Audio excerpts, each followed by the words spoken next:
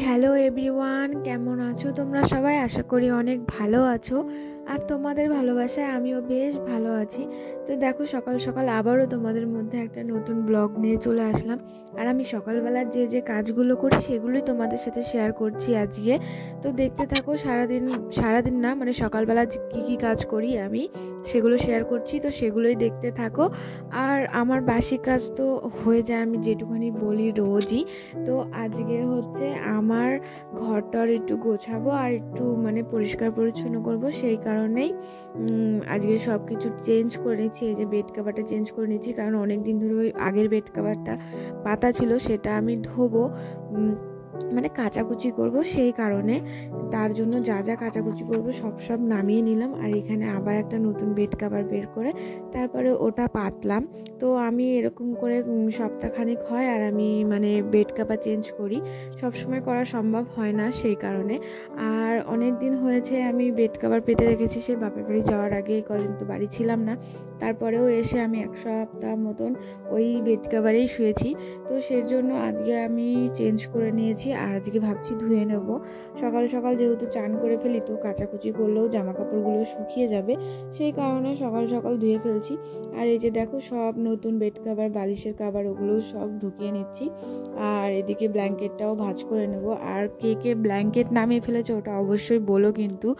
আর আমাদের বাড়িতে না গতকাল রাতেই সব ব্ল্যাঙ্কেট নামানো হয়ে গেছে, মানে শুধু আমারটাই নামানো ছিল আগে, আর এখন না সবগুলোই নামানো হয়ে গেছে।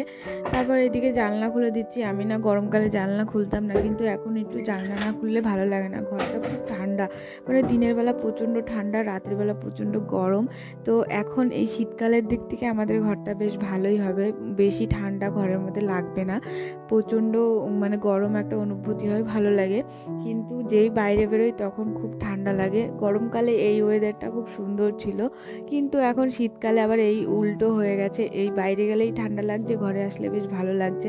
আর তখন বাইরে গেলে ভালো লাগতো, ঘরে আসলে অসহ্য লাগতো, সেই আর কি। তারপরে এই যে দেখো, জানলার সাইডে একটু দাঁড়িয়ে পরিবেশ দেখে নিলাম, দেখে নেওয়ার পর চলো ঘরটা ঝাড় দেওয়া যাক। তো ঘর ঝাড় দিতে তো শুরু করে দিয়েছি। তো ডেলির মতন আজও যা কাজ করি সেগুলোই তোমাদের সাথে শেয়ার করছি। তো এই যে ঘরটার ঝাড় দিয়ে নিচ্ছি। আর আমাদের বাড়িতে না মানে সকালের বাসি কাজটা যেহেতু সারা হয়ে যায়, তো আমার ঘরটা পড়ে থাকে, আমি তো দরজা দিয়ে শুই, তো আমার ঘরটা পড়ে থাকে, সেই কারণে আমি একটু বেলা করেই উঠি। ওরা ওঠে অনেক ভোরবেলা, মানে আমাদের দোকান খুলতে হয় সকাল সকাল, সেই কারণে ওরা না 3টে, 3:30 কিংবা 4টের মধ্যে উঠে পড়ে। কিন্তু আমার দ্বারা আমি হয়েই উঠতে পারি না, এত ভোরে ভোরে ওঠা আমার দ্বারা সম্ভবই হয় না, সেই কারণে না আমি একটু সকাল সকালে উঠি, মিনিমাম ওই 6টা, 6:30টার দিকে আমি উঠে পড়ি। কিন্তু তার আগে ওদের অল কাজ কমপ্লিট করে মানে মাঠে টাঠে চলে যায়, যে যার কাজে চলে যায়। যেমন ঠাম্মা দোকানে চলে যায়, মা মাঠে চলে যায়, বাবাও মাঠে থাকে, দাদু তো দোকানে গিয়ে বসে থাকে, তো আমি বাড়িতে একা থাকি। তো সেই কারণে আমার অত ওঠার দিক থেকে কেউ আমাকে প্রেশারও দেয় না যে উঠে পড়ো, কিংবা কেন উঠছো না, আমাকে যে বকাবকি করবে, ওইসব কোনো ব্যাপার না, কারণ আমরা সবাই খুব মিলেমিশে থাকি, তো মিলেমিশে থাকার চেষ্টা করি সব সময়। তো সেই কারণে আমাদের ওরকম কোনো ব্যাপার না। তারপরে যে টুকটুক করে আমি আমার ঘরটা পরিষ্কার করে নিচ্ছি। আর ঘরগুলো হয় না, কেননা ওগুলো না আগে থেকেই পরিষ্কার হয়ে যায়, মানে ঝাড় দেওয়া, মোছা সব কিছু কমপ্লিট হয়ে যায়, আমাকে উঠে আর করতে হয় না, আমি শুধু আমার ঘরটাই উঠে পরিষ্কার করি, তারপর মোছা যা করার সেটা করি, করে তারপর এই যে দেখো কটা বাসন টাসন ছিল সেগুলো মেজে নিচ্ছি, মানে সকালেরই বাসন ছিল সেগুলো মেজে নিচ্ছি, ঘরটা ঝাড় দিয়ে এসে মুছে। এই যে এখন বাসন কটা মেজে নিলে আমার এদিকটার ঘরের কাজগুলো করা কমপ্লিট হয়ে যাবে, এরপর স্নান করে নেব। তো আমার না সকাল সকাল স্নান না করলে ভালোও লাগে না, এখন শীতকাল এসছে, এখন তো সকাল সকাল স্নান করলে আরও বেশি ফ্রেশ লাগে শরীরটা। তো ফ্রেশ লাগার থেকেও বড় ব্যাপার, সারাদিনে চান করা না একটা আলসেমি লাগে, তো সেই আলসেমির দিক থেকে মুক্তি পাওয়া এই যে সকাল সকাল স্নান করে নিলে সেটা আর সমস্যাটা হয় না।